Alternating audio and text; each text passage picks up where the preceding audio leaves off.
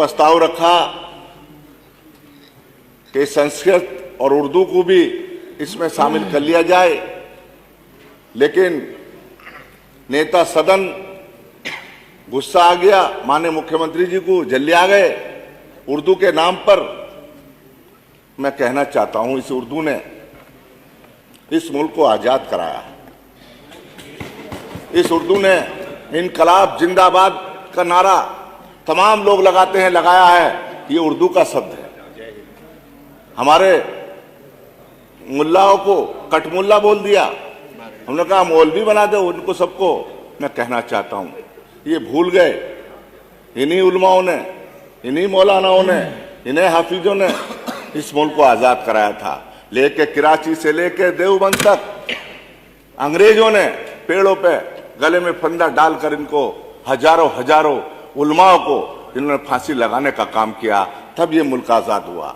ये मुल्क आजाद ऐसे नहीं हुआ। आज हम यहाँ बैठे हैं, ये उन्हीं की देन है। और मुसलमानों को गद्दार कहते हैं। ये मुसलमानों का इस मिट्टी में खून शामिल, किसी के बाप का हिंदुस्तान थोड़ी है। मैं कहना चाहता हूं आपसे, ये मुल्क हिंदू और मुसलमान सबका है। 8 साल इस सरकार को हो गए।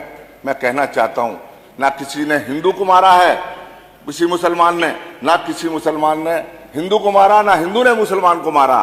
ये भाईचारा खत्म करना चाहते हैं, ये जहर घोलना चाहते हैं, हिंदू और मुसलमान को लड़ाना चाहते हैं। लेकिन मैं मुबारकबाद देता हूं हिंदुओं को भी और मुसलमानों को भी।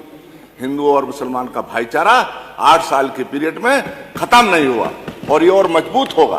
मैं कहना चाहता हूं, आज हालात कैसे हैं, घर घर में, गांव गांव में, शहर में जहर घोलने का काम किया।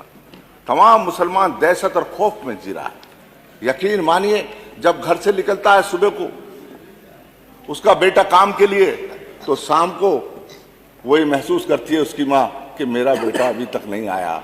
दरवाजा खोल के झांक कर देखती है कि मेरा बेटा देर हो गई, क्यों नहीं आया। इसलिए डर लगता है उसको कोई थाने वाला पकड़ लेगा और उस पर 4 मुकदमे फर्जी लगाने का काम होगा। 8 साल के अंदर मुसलमानों को क्या दिया है?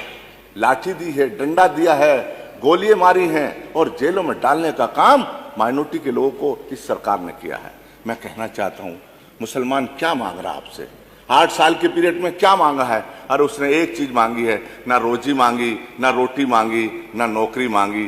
वो कह रहा है कि हमको जीने दो, कमा के अपने बच्चों का पेट भरने दो। ये मुसलमान ने मांगा है। अरे इतने सब्र से बैठा है, ये भी इनको बर्दाश्त नहीं हो रही। मैं कहना चाहता हूं, ये सब्र, हमारा सब्र तुम्हें खाक में मिला देगा।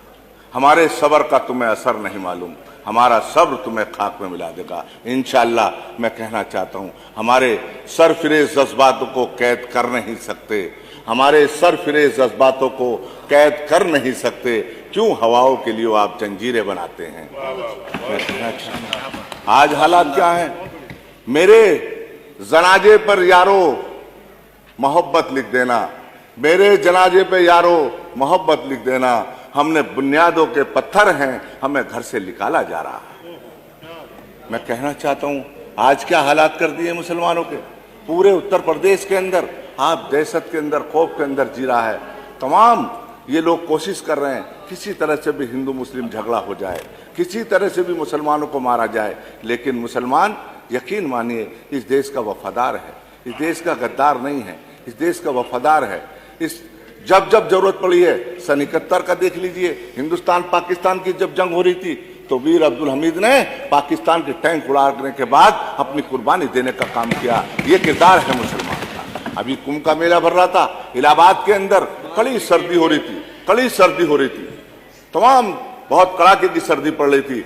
लेकिन वहां के तमाम मुसलमानों ने अपने शरीर से जर्सी उतारकर, स्वेटर उतारकर, जैकेट उतारकर वहां के हिंदू भाइयों को देने का काम किया। अपने दरवाजे खोल दिए, अपने मस्जिदों के दरवाजे खोल दिए, मदरसों के दरवाजे खोल दिए, अपने इमाम बाड़ों के दरवाजे खोल दिए, मुसाफिर खानों के दरवाजे खोल दिए, अपने घर के दरवाजे खोल दिए और हिंदू भाइयों को अपने घरों में बिठाने के बाद सेवा और खिदमत करने का काम वहां के मुसलमानों ने किया है। मैं कहना चाहता हूं आपसे, आज हालात कैसे बना दिए, ये मुसलमानों का किरदार है। और ये हमको कहते हैं मुसलमान के नाम पर चिढ़ रहे हैं, मुसलमान के नाम पर गुस्सा आ रहा। माननीय सदस्य समराइज कर लीजिए। स्थान